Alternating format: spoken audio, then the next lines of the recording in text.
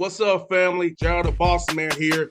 You're tuned into the Bossman Show on AM 1010, AM 1430, 1055 The King. Let the King out at 105theking.com and the Bossman Show at bossmanshow.com. Hit me up on Instagram, The Bossman Show, Twitter at Bossman Show, and Facebook, Bossman Show. It's the Bossman on your radio. Listen to the Bossman Show with your host, JR, Saturdays at 9 a.m. right here on AM 1010, The King. What's up, good people? BetOnline is your number one source for all your betting needs. The latest odds, lines, and matchup reports for baseball, boxing, golf, and more. BetOnline continues to be the fastest and easiest way to place your wagers, including live betting and your favorite casino and card games available to play right from your phone. Head to the website or use your mobile device to sign up today and get in on the action. Remember to use your promo code BELIEVE, BLEAV, for your 50% welcome bonus on your first deposit. BetOnline, where the game starts. BS3 Network, changing the way you watch TV. Yes, BS3 Network, changing the way you watch TV, covering content and hot topics from A to Z, sports, music, society and culture, movie reviews, you name it, we have it.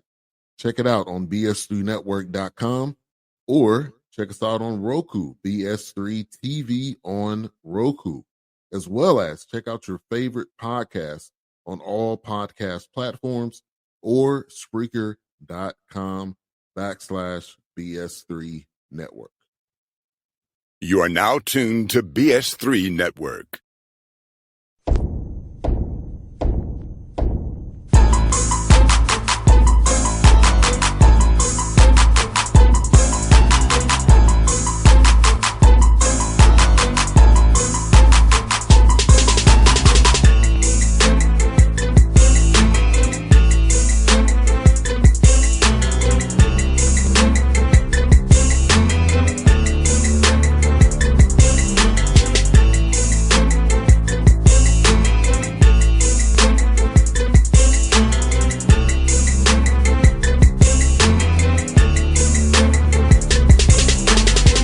Folks, back on the Bossman Show, friend of the show, Coach Buck Joyner, here with me on the Bossman Show. Coach, how you doing there in Hampton, Virginia, man? Hey, man, doing well, man. Students are getting ready to come back. Some have already started, but we're trying to get ready for the school year, man, and try to improve on the season we had last year. So everything going well. The sun's shining, and then I woke up, so I'm good. No doubt, man. Can you believe you're going into your 14th year being the head coach at Hampton, man, after all these years of service at university? Yeah, it's been a while. I guess in my profession, it's probably been 2 or 3 lifetimes. But again, man, it's been a blessing and a pleasure all at the same time. You know, with all the things that we've done. I mean, we're on our 3rd conference in 5 years, so it's been a run. You feel like it's been like you said, 3 different conferences. You feel like it's been like your 3rd different job almost because you started the MEAC, the Big South, but now you're in the CAA now. Yeah, I mean, it definitely is. I mean, it's differences to everything and there's levels to everything. Us moving to the CAA is really moving to a different level. So we've had to approach and do things differently. Last year, we took our bumps and bruises, but I mean, you know, it was part of us as a university and as a program and players and coaches, you know, learning what it takes to be successful in this league. So, you know, hopefully we're beginning and we've started taking those steps. 100%. And for you, as you're recruiting, knowing that you was going to make moves, at what point did you start kind of trying to recruit guys to that level of where you're going at? And as you search for young men that fits what Hampton's about, your culture, what you're looking for in a player? Well, it immediately started, you know, right after this, or during the season and right after the season was over with. When we announced that we were coming to the Big South, it was probably late January, February, somewhere around there. You know, you're pretty much lost, you know, a recruiting cycle because at the end of the day, you sign some kids and you're finishing off to get ready for what you were into in the Big South. When we made that announcement, you know, we pretty much had to switch gears really quick There were some successes to it with kids like Jordan Nesbitt and Kyrie's Mullen, but you lost out on a lot of kids to try to meet that level because of the late time that you had to try to get in on some of them. So it started immediately after the season was over with, or even a little bit before that, while you were in the season last year, to try to get the talent level that you needed to be successful there. Because again, the more you move up, the more talent you need to try to be that way. No doubt. And for you, do you feel like with the portal and how things are, the highways level where they want like known commodities, to able to get your hands on better JUCO kids, better high school kids, and you usually would ever get your hands on, because the intention is they want known commodities that can plug and play right away at the high major level right now? Well, I mean, I think what the portal has done is it's cut down on the time that it takes to develop. Sometimes you can get a kid, especially coming from a higher level, or maybe that had more of a chance to play where he was.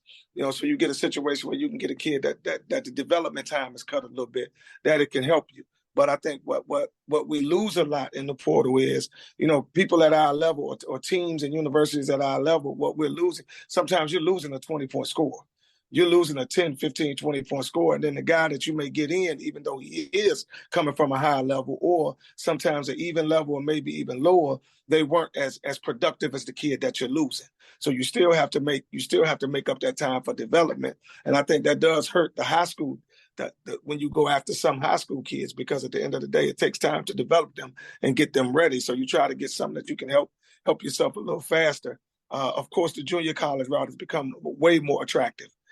Because again, you're getting a developed young man that has already played some level of college basketball. So hopefully it helps that turnaround go faster than what it would be with your normal high school kids. Now, the one thing the portal has done for us with those high school kids to kind of switch gears a little bit is because of the waiting time, sometimes you can get a kid that's better than what you normally think that you could get, because he don't want to wait anymore. He don't want to be put in a situation where he's gambling. So he's going to take, what's best for him at that time.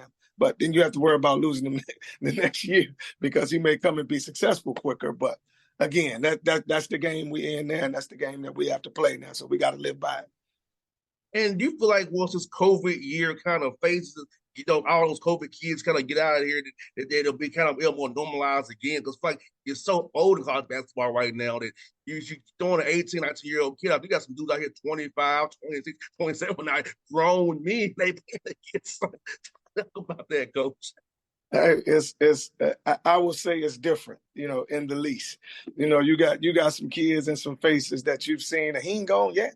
He's still around. But at the end of the day, it's par for the course, man. It's where we are, and it's what we have to deal with. I think right now we're actually going into a point where those kids are cycling out. Because of the amount of time that they've been. But I think we've all benefited from it. We've all lost some kids from it. Now, lost some valuable pieces, but we've all benefited from it too. So again, as that cycles out, we're just gonna try to get the guys that we think we need to help us in the CAA right now, and try to improve on where we were.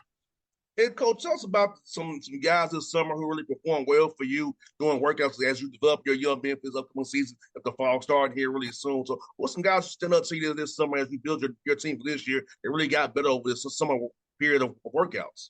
Well, you know what, and I'm not going to shy away from that. We had a tough year last year when we jumped into the CAA and finding out what that league is all about, because it's a great league. But the one thing that I am pleased about, the first two or three names that jump out at me is one, Kyrie's Mullen. He was an all-rookie selection for us. I had to play him at 6'6", 6'7". I had to play him at center last year, due to injuries and things like that. But as a true freshman, he came in and he got some valuable minutes and some valuable learning opportunities that I think that he's taken over the summer. He's made a huge jump. Jordan Nesbitt, transferred from St. Louis to us last year, was actually our leading scorer. Went from, I think, there being a third, fourth option to here becoming, a main option, a 1-2 option. He had his ups and downs, even though I thought he had a successful statistic year. He had some ups and downs with learning that new role. But over the summer, I thought he took the things that he learned from that, and he's going to make a significant jump this year. Dan Bannister, a young man who went from being a complimentary player and doing certain things for us to where probably a true small forward, but because of those injuries and we had to shift Kyrie, we had to play him at a small forward, sometimes center, to be able to get the number and the usage of the guys we had. But he's had a great summer. We watched him grow. Amir Nesbitt, who played for us a little bit, he didn't spend as much time with us during the summer, but because he's playing FIBA basketball with the Virgin Islands. But again, those four guys, and it's probably one or two more, but those four guys returning from last year, I saw have a great summer, and they made big jumps. Well, the returners that you have, how much did you this summer put in install for the new guys coming in versus just working on their game this summer? What we took the summer to do a few different things. One was to get the culture back. We've made so many moves and we had to do so many things on the run. I felt like we lost a little bit of the culture that we had when we came out of the MEAC, where we were very successful. And then we walked into our first 2 years in the Big South. We were sitting in the championship game, by our second year in the Big South. Then COVID hit by the end of that year, going into the next year. And then we made these moves last year. I thought we lost some of the culture because we had to try to quickly do things, quickly get on, learn the new conference, learn the new, so I think those four guys helped set the culture for the new guys. And again, I think it was growth, for us as coaches and for those four players. And I think we're pleased with the group of guys that we're bringing in. We think we're going to be able to make a jump. How significant, I don't know yet. And we'll see. But from what I've seen over the summer and the growth that they've had together, I think we may be able to surprise some people. Talk about having that strength coach there, man, to get those young men bigger and faster for this conference, who was guys are bigger and more explosive. So talk about getting their bodies to fight for the conference as well, the CAA. You know what I think? That's probably one of the biggest pieces. The one thing that we learned quick, in the CAA, that was a physical league. We was coming out the Big South and in the MEAC, and that I'm not saying this as a knock. This is a truth. We may play in some games where you're talking about 30 free throws, 40 free throws, all those types. When we walked into the CAA, it was a man's game. It was a physical game where you looking 6-7 minutes left in a ball game and nobody's in the 1-on-1, and then you have to end up teaching your kids to go. You have to go make tough buckets and you have to do things differently.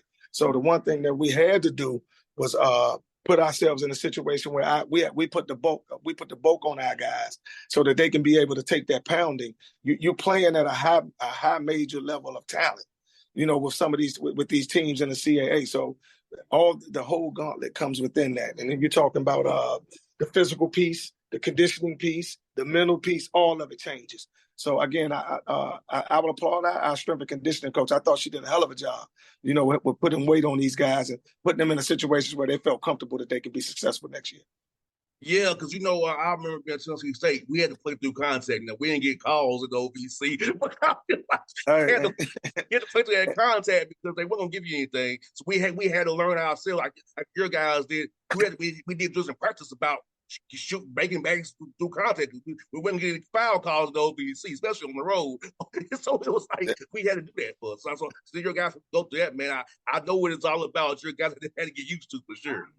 And you're talking about teaching a whole different mentality.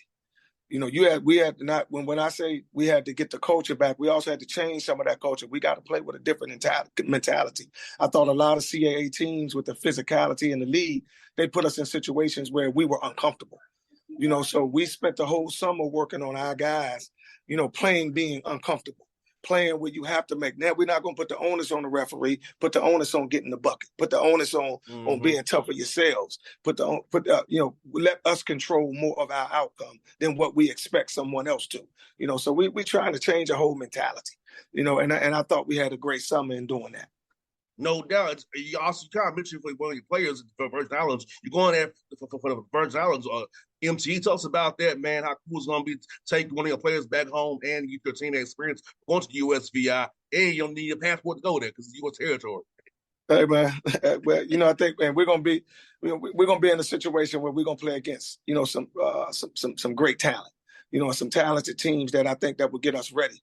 for the CAA. I think us being able to go to the Virgin Islands, I think one thing I think a lot of people may not notice is that one of our largest alumni bases is from the Virgin Islands. And so Hampton has done well with them from a student, standpoint. And so we would get back to a place where we can go and see a lot of our alumni, on top of being able to play against some top tier talent. Again, we last year, I think they said at one point we had like the 40th or 44th hardest schedule, in the country. We tried to improve that, a little bit this year, but also play against more comparable people that we think that we're going to see in the CAA, and the Virgin Islands does that. And, I think it's a situation too. We want to go sit in the fun in the sun somewhere else too, and be able to, take our players and take our university somewhere where they will enjoy. But it's a hell of an atmosphere out there, and I'm happy that we're going to be a part of it.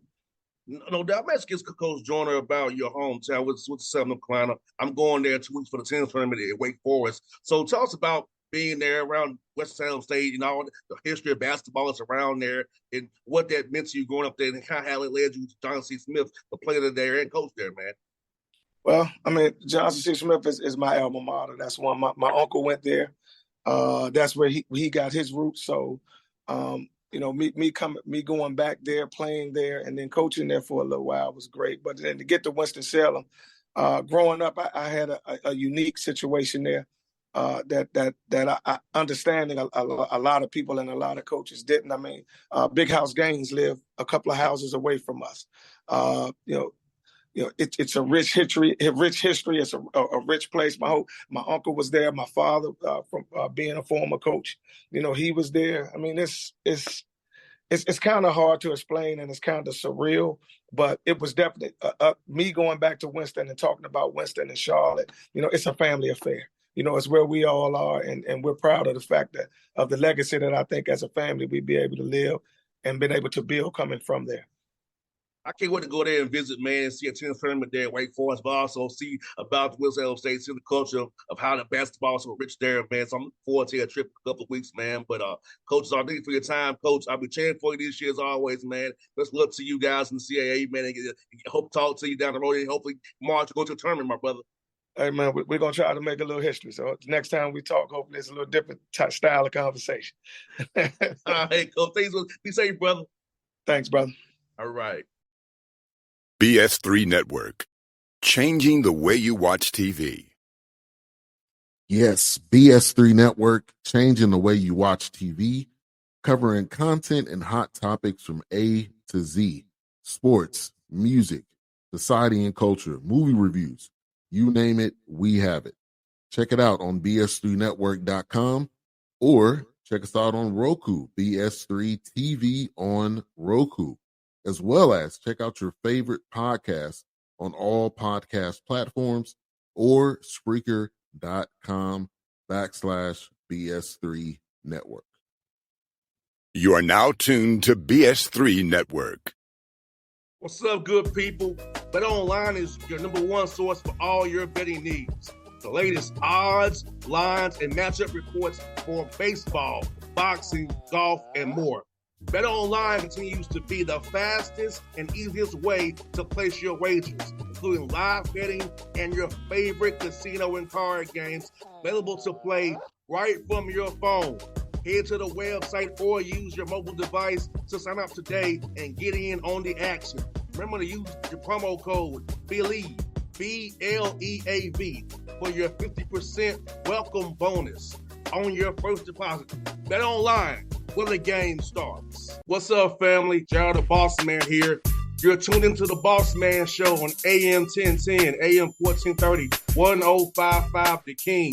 Check The King out at 105theking.com and the Bossman Show at bossmanshow.com. Hit me up on Instagram, The Bossman Show, Twitter at Bossman Show, and Facebook, Bossman Show. It's the Bossman on your radio. Listen to The Bossman Show with your host, JR, Saturdays at 9 a.m. right here on AM 1010, The King.